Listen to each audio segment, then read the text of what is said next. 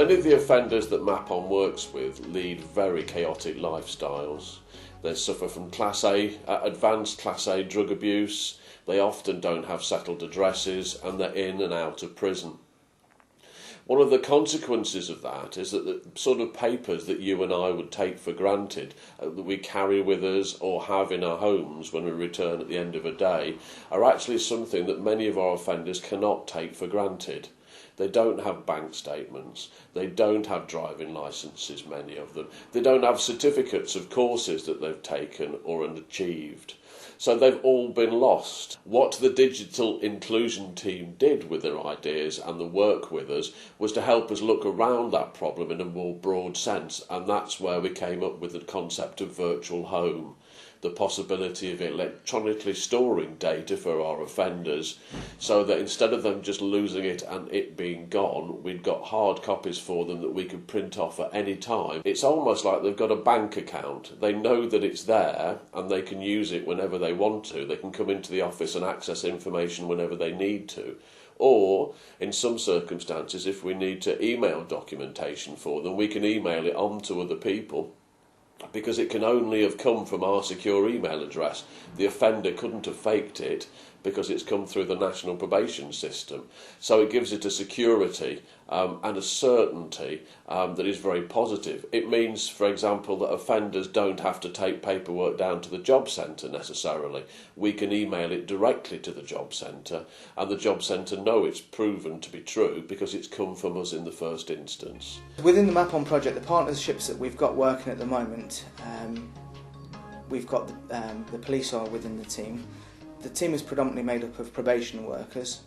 You've got probation officers, you've got probation service officers working within the team, supervising people on supervision orders and also licences.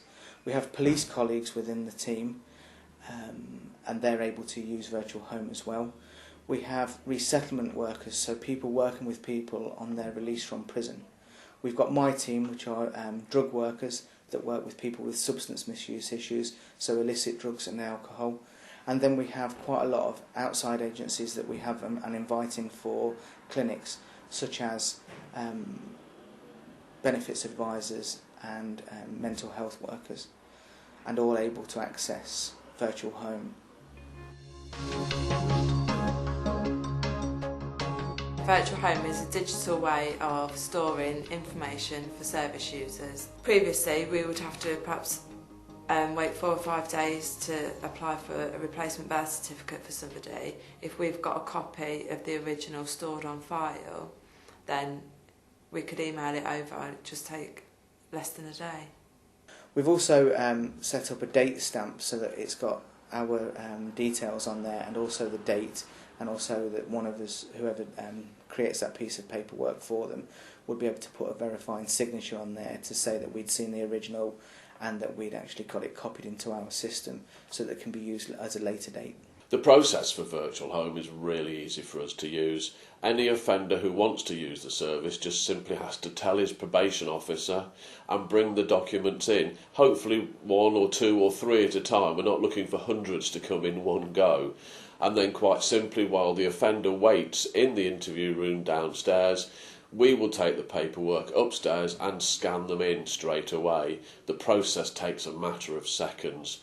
We've got independent scanners in our admin offices, but also our photocopying machines have got scanning facilities as well. So it makes the process extremely quick, less than 5 minutes for 3 or 4 documents. The documents are stored on the probation system that we've got locally, and indeed a system that works nationally as well. They're on each individual's file and identified by their unique reference number and kept in a separate folder. That folder can be accessed only by probation staff who've got permission to enter it, so the confidentiality of it is complete from that point of view. One of the things that we do store is letters that identify people's previous addresses. So if people are looking, like a registered social landlord or a council are looking for a history of accommodation, then we may well be able to provide that for them because we've kept documents like previous bills or any other form of document that proves that they were living at an address for a given period of time. The predominant place that we're able to catch people is when they're coming out of the prison system. it's at that point that people are quite keen to start proving their identity, who they are, and also they've got to re-establish links with their housing associations, the local authority, also the benefits agency. So actually catching them on the way out of prison is where we've found the greatest success with Virtual Home. You know, you've got people who live in a hostile environment, you know, no privacy, sharing a room with a stranger, you know, actually being able to sort of take the important things, and then they know that it can't be lost, it can't be stolen. If we take CV building, for example, if people are looking to gain employment and have given us the copies of their certificates to scan for them, then we can forward those to job centres in order for them to help them professionally build a CV in a way that they couldn't hope to have done before, because quite frankly they would have lost the documentation and have lost the opportunity to build a CV as a result of that. It links in terms of resettling people back into the community and supporting them with moving on with their lives from following a prison sentence.